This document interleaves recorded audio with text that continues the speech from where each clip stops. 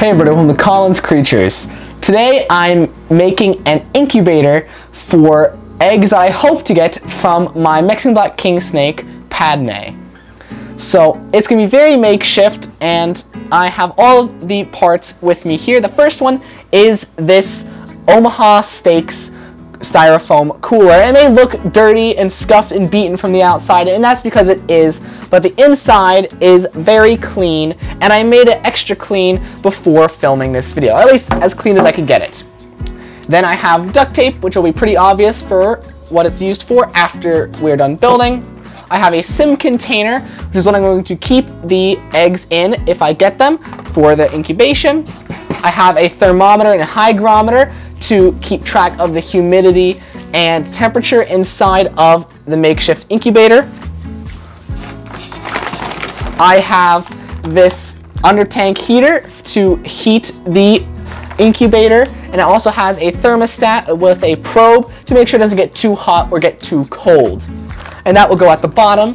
And so because you can't have the eggs right on top of the heater, I have this, a desk file holder that I'm going to flip like this for the sim container to sit on top of while the heat mat is underneath it.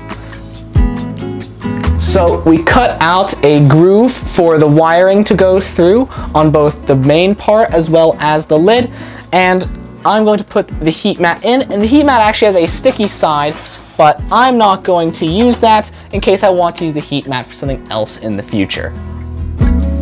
So, as you can see, we chipped away here at the plastic so that it would clear the wire so it would be more stable. We duct taped the wire down to the side of the container, and the mat, as you can see, is wired and has a plug, and it goes into the thermostat and controller while the probe that measures the temperature is already connected. So we're going to run that along down the same groove into the middle of the tray so that it can measure the air temperature inside of the box. So I plugged the controller in to test it. I set it to 90 degrees as that is the incubation temperature for Mexican black king snakes.